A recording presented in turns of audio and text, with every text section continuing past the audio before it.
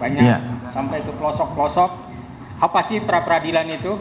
Nah, itu pertanyaan biasanya dari pra peradilan itu ada di dalam pasal 77 KUHP, Pak. Jadi seseorang yang merasa dilanggar haknya, terutama hak asasi manusia yang dilakukan oleh penyidik, maka dia berhak untuk menuntut pra peradilan. Ya. Siapa saja yang boleh mengajukan pra peradilan, Pak? Yang boleh mengajukan pra peradilan adalah si calon tersangka atau tersangka ataupun kuasa hukumnya ataupun ahli warisnya.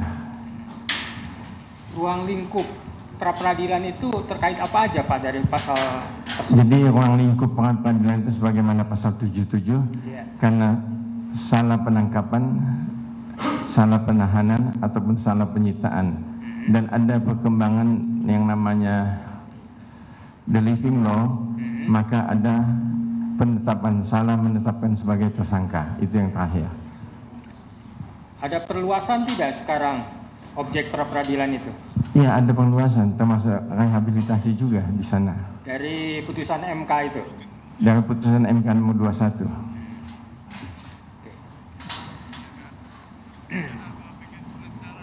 Syarat sahnya untuk ditetapkan jadi tersangka itu gimana, Pak? Jadi syarat sahnya untuk ditetapkan sebagai tersangka, minimum dalam penyidikan itu ada 2 alat bukti.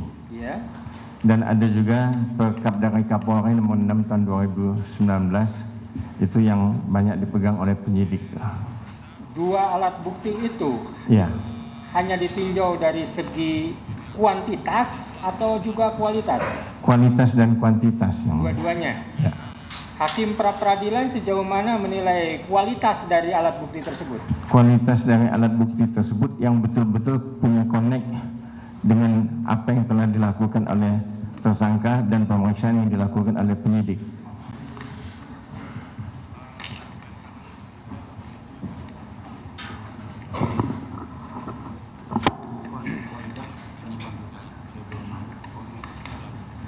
Sebelum seseorang ditetapkan jadi tersangka, apa yang sebaiknya dilakukan oleh penyidik sesuai dengan prosedural KUHP? Ya, sebagaimana pasal 1 ayat 10, semestinya penyidik itu memeriksa dengan selengkap-lengkapnya dan secermat-cermatnya. Dan setelah ada pemeriksaan menurut Perkap nomor 6 tahun 2019, maka sebelum ditetapkan jadi tersangka mesti ada gelar, internal gelar, atau kalau misalnya ada pengacara dari tersangka, biasanya pengacara tersangka diikutkan untuk gelar. Itu lebih fairness. Kapan penyidik itu harus mengumpulkan alat bukti? Sebelum tersangka ditetapkan atau sesudah tersangka ditetapkan? Sebelum ditetapkan jadi tersangka mesti ada alat bukti. Apakah seseorang ditetapkan jadi tersangka wajib diperiksa terlebih dahulu atau bisa juga belakangan?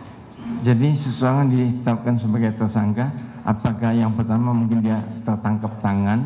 Kalau dia tidak tertangkap tangan, mungkin ada laporan dari seseorang atau dari pengaduan yang mana si pelapor itu telah memberikan alat bukti yang lengkap kepada penyidik.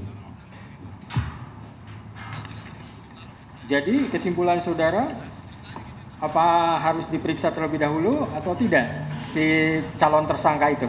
Ya, semestinya biasanya di dalam hukum acara pidana itu ada saksi pelapor, dia datang ke Polda, Polres, Polsek ataupun ke kantor polisi, bikinlah dia laporan sebagaimana pasal 108 KUHP. Nah, setelah diperiksa oleh penyidik yang piket pada waktu itu, misalnya ada bagian konsultasi kriminal umum ataupun kriminal khusus, dan setelah itu diperiksa kriminal umum, ditandatangan oleh yang jaga pada waktu itu, dan dapatlah namanya surat laporan kepada si pelapor. Nah, hasil daripada itu diperiksa oleh unit-unit masing-masing. Jadi dari tempat pelaporan 108 tadi dibuang ke belakang atau dipindahkan ke belakang dan jatuhlah pada unit harda atau jatuhan keras atau apa. Nah, di situ mulai seminggu sampai 2 minggu kemudian dipanggillah si pelapor tadi. Setelah pelapor dipanggil saksi-saksinya yang lebih lengkap.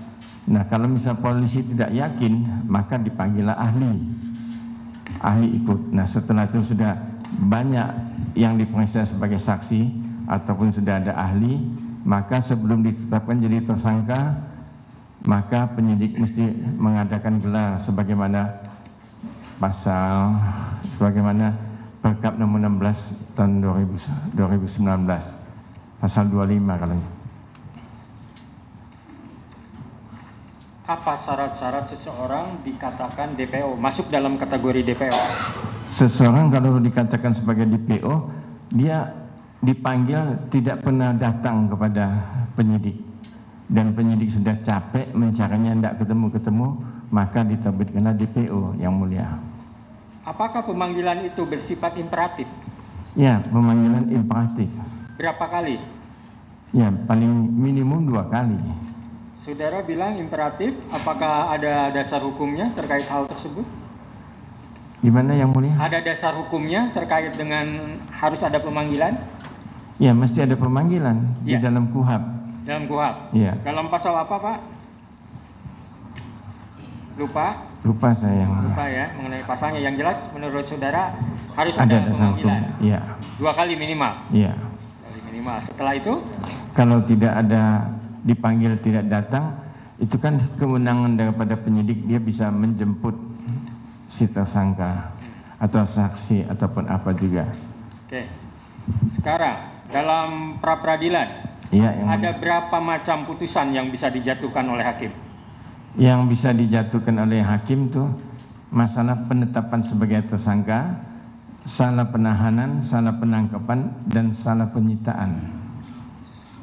Secara ininya apa? Putusannya jenisnya misalnya, apakah putusan dikabulkan, ditolak, atau ada yang lain lagi? Putusan dikabulkan, ditolak, atau tidak dapat diterima. Ada 3. Ya, Ditolak, dikabulkan, tidak dapat diterima. Kalau dikabulkan dan ditolak udah jelas lah ya. ya. Nah, sekarang yang tidak dapat diterima itu apa? Kalau Kriterianya. tidak dapat diterima itu materi yang diajukan oleh pemohon tuh tidak connect dengan pasal-pasal di dalam pasal 77 sampai pasal 85 KUHP. Tidak connect.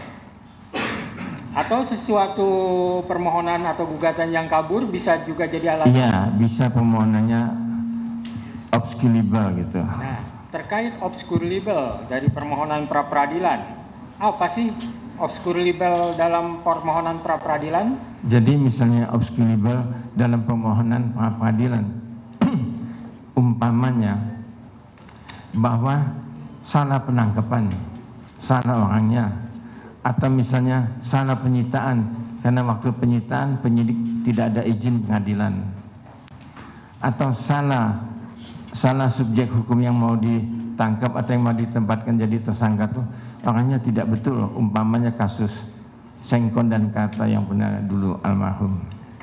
Kalau dalam permohonan pra peradilan mencampur adukan antara materi pra peradilan dengan materi pokok perkara, apakah itu juga disebut dengan Obscurable. obscurable? Ya. Menurut ahli? Ya betul. Menurut ahli ya seperti itu ya. Terkait dengan masalah pelaku atau bukan pelaku, apakah menjadi ranah dari hakim pra peradilan? Bukan. Bukan. Terkait dengan bersalah atau tidak bersalah, apakah masuk dalam ranah pengadilan pra peradilan? Bukan. Bukan. Terkait dengan error in persona, apakah termasuk wewenang dari hakim pra peradilan? Bukan. Bukan.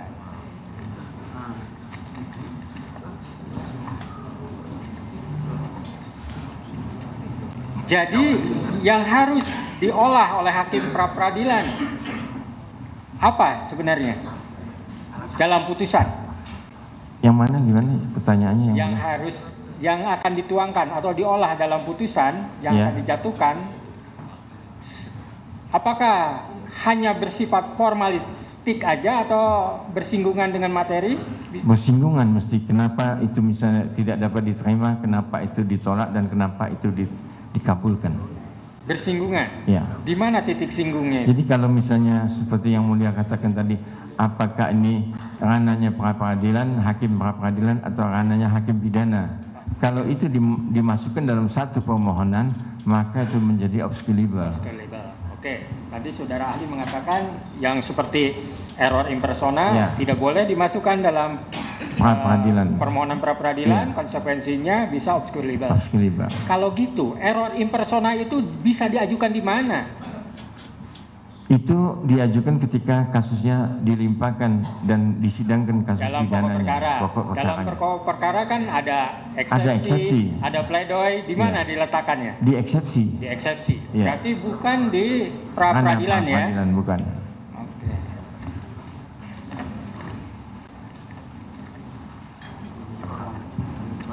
Silakan dari pemohon untuk mengajukan pertanyaan. Enggak. Silakan enggak.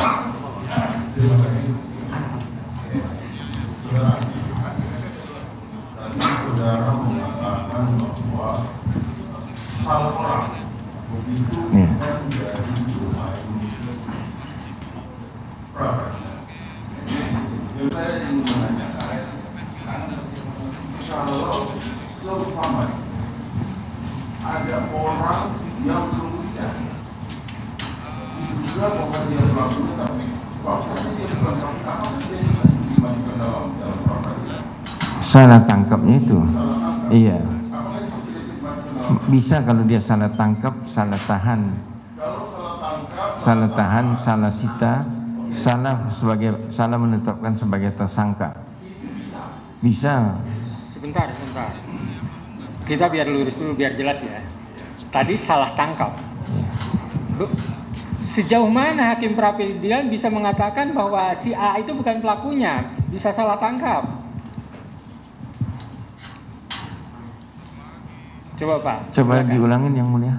Tadi ada istilah salah tangkap bisa masuk ke area wilayahnya hakim pra-peradilan. Bagaimana bisa hakim pra-peradilan itu mempertimbangkan, membuktikan dalam putusannya bahwa si A itu bukan pelakunya? Ya, kalau misalnya itu tertangkap tangan, itu kan bisa langsung. Misalnya itu bukan dia yang melakukannya, itu salah tangkap. Apakah itu nanti tidak bersinggungan sama pokok perkara? Karena nanti akan memutuskan bersalah atau tidak bersalah, pelakunya atau tidak. Tadi sudah saya jelaskan yang mulia, apabila dalam tuntutan pra-peradilan itu tidak mempunyai kayak kalau dua kualifikasi hukum. Dua, jadi kalau dia misalnya masalah ini memang ranah pra-peradilan sebagaimana pasal 77 sampai 85 KUHP, dan kalau misalnya bukan itu yang masuk dalam ranah hakim, jadi kasus pokoknya itu digabungkan, maka itu tidak bisa. Jadi kesimpulan ahli gimana terkait dengan salah tangkap? Ya kalau dia cuma salah tangkap, enggak ngomong yang lain-lain, saya rasa itu masuk ranah pra-peradilan. Pra-peradilan. Ya. Maksudnya apa buktinya untuk membuktikan bahwa salah tangkap? Harusnya si B, bukan si A. Gimana coba? Apakah itu tidak masuk ke pembuktian? Membuktikan bahwa nanti akan terkait dengan unsur barang siapa? Ya, kalau itu penyidiknya salah tangkap, mestinya kuasa hukum atau keluarga itu ngasih tahu Pak, bahwa itu bukannya, kasus ini bukan si A yang melakukannya. Kenapa si A-nya ditangkap? Nah itu kan masuk ke pembuktian maksudnya Pak. Ya tapi belum sidang pokoknya belum mulai yang mulia. Nah, misalnya di saya kata ini misalnya ini bukan si A pelakunya tapi si B. Nah untuk meyakinkan saya bahwa pelakunya si B gimana? Nah itu kan saya bilang dengan letter aja, dengan surat yang mulia. Jadi pemohon atau kuasanya tulis surat kepada penyidik, Pak, Bapak salah tangkap Pak, yang melakukan ini bukan si A. Nah ini saksinya dengan lengkap diajukan saksi-saksi, boleh di BAP saksi-saksinya bahwa itu bukan dia. Nah terkait dengan saksi-saksi itu, apakah itu tidak masuk ke pokok perkara Pak? Bukan formalitas. Sementara hakim itu hanya formalitas. Iya, itu belum sidang yang mulia. Belum sidang? Iya. Ini lagi berbicara tentang sidang, Pak. Iya, belum sidang. Jadi waktu itu, jadi si yang merasa keluarganya ditangkap atau kuasa hukumnya, dia ajukan objection kepada polisinya, kepada penyidik. Sekarang taruhlah masuk ke persidangan seperti yang perkara ini kan. Nah, gimana mensikapinya? Kalau misalnya sudah masuk dalam persidangan, itu permohonan tadi tidak bisa punya dua kualifikasi hukum yang mulia. Jadi kalau misalnya dia salah tangkap aja yang diproses. Kalau dia salah tahan aja permohonannya. Atau kalau dia salah sita atau salah sebagai penetapan tersangka, 1 poin, nggak bisa 2 poin atau 3 poin diborong sekaligus. Jadi salah tangkap kesimpulan saudara gimana? Pra peradilan atau pokok perkara? Jadi kalau misalnya ketahuan salah tangkap itu, kan pembuktinya mestinya di dalam pokok perkara itu. Sudah diperiksa saksi-saksi segalanya, ketahuan bahwa penyidik itu salah tangkap.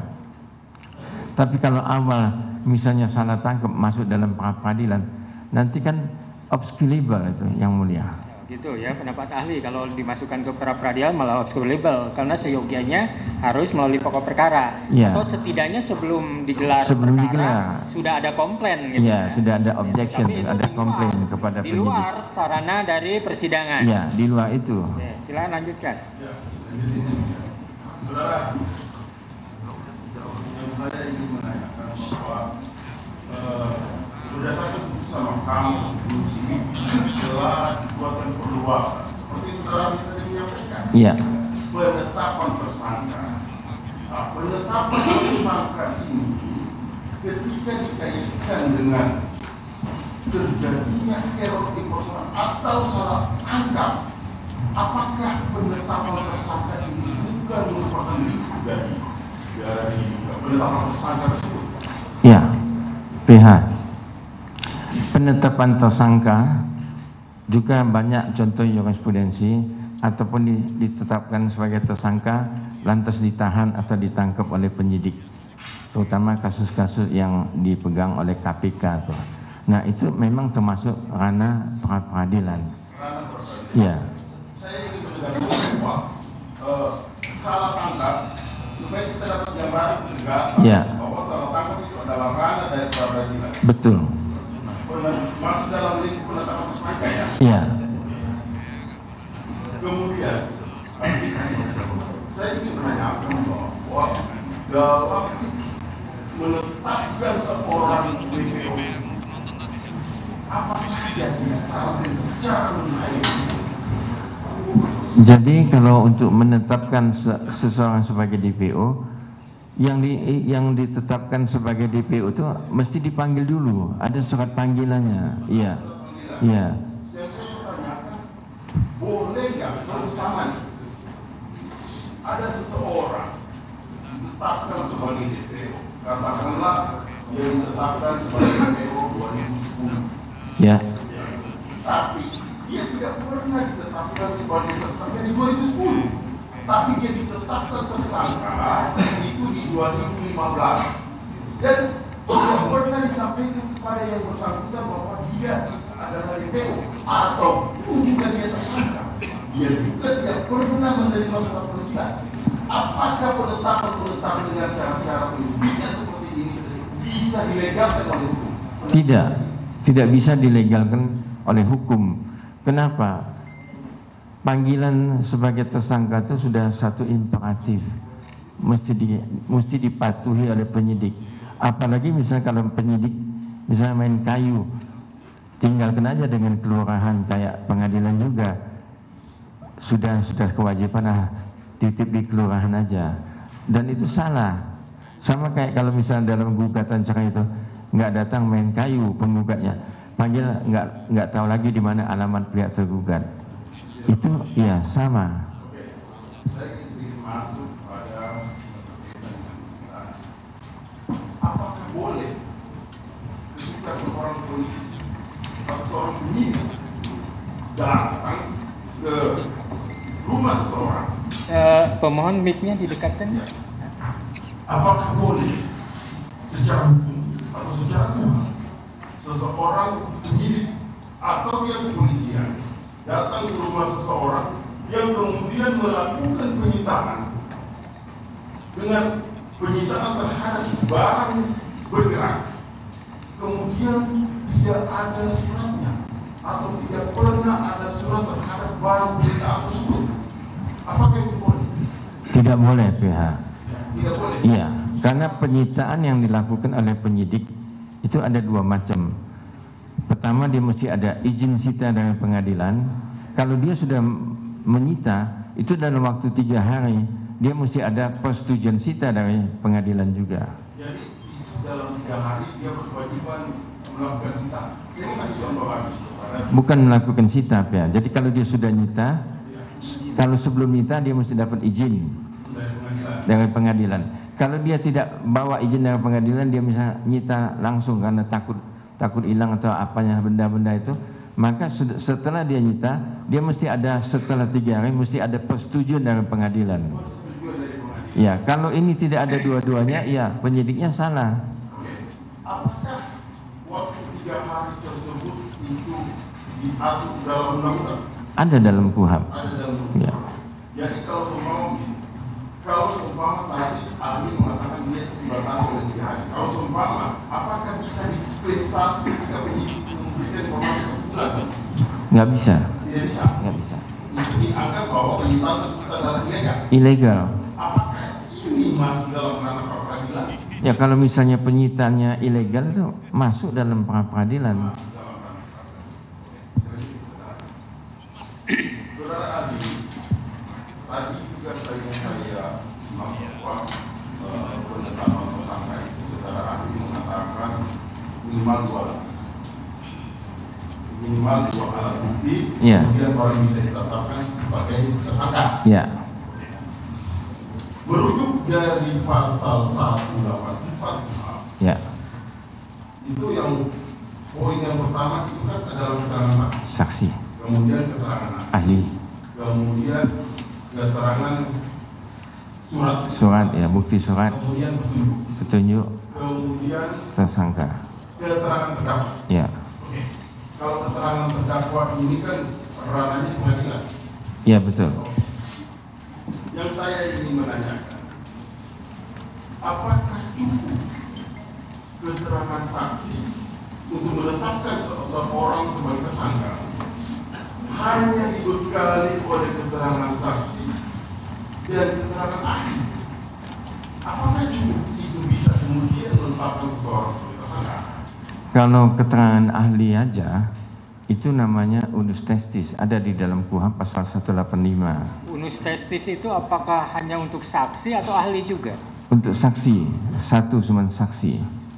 Jadi kalau saksinya cuma satu yang menerangkan atau misalnya dia 2 saksi tetap dihitung saksi 1. Maksud saya ini masih dalam kebijakan menetapkan seseorang tersangka kan minimal 2 alat bukti. Iya betul, iya.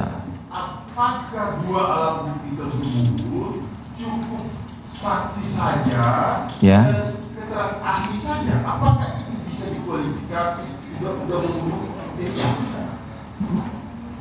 Sebetulnya di dalam KUHP itu yang diperlukan 184 2 alat bukti yang sah. Ya. Ya.